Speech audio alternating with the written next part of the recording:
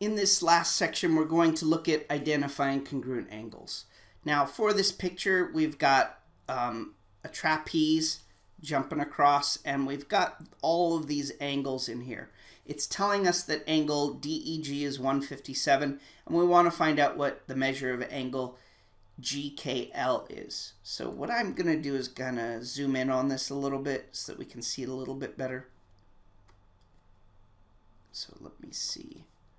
Let's take a look at just this part. Now again, it's telling us that this angle DEG is 157.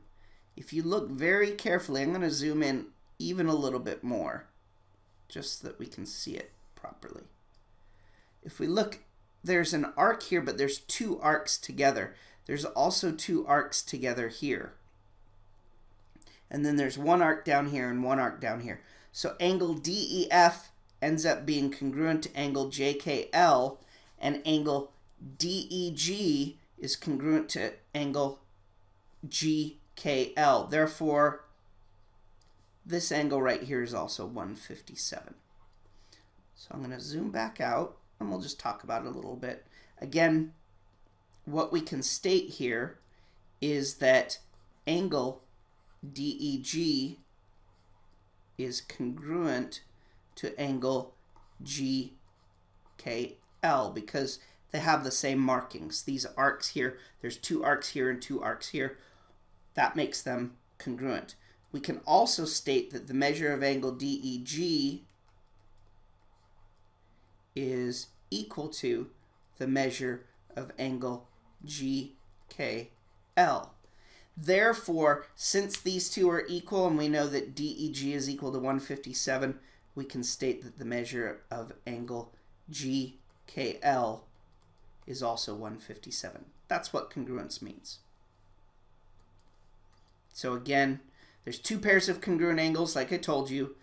The two down here, DEF and JKL, and then DEG and GKL. Therefore, since they're congruent, they're equal, and GKL is 157. Now in this problem, all we have to do is identify the pairs of congruent angles. So you just look for the ones that have the same markings.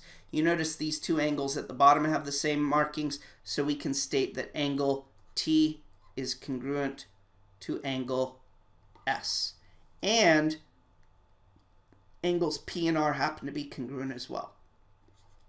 So we can say angle P is congruent to angle R. And that's it. That's all you have to do in this problem. Of course, we could name these, for example, angle T we could name as PTS, and we'll do that in the next problem. But when there's just one angle by itself, we can name it in terms of its vertex. So again, there's the answers.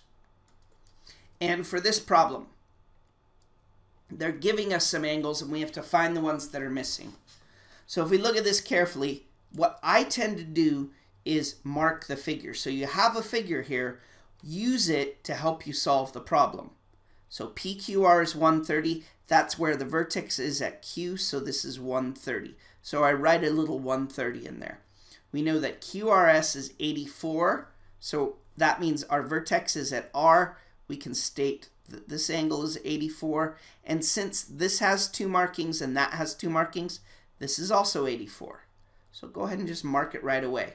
We also know that angle TSR, where the vertex is at S, is 121. So I'm going to mark that 121, and of course this angle as well is also 121 because they have the same markings. So the two that were not given to us were this angle and this angle. So we can say the measure of angle P or the measure of angle QPT is equal to 84, and this angle down here, angle T or angle PTS,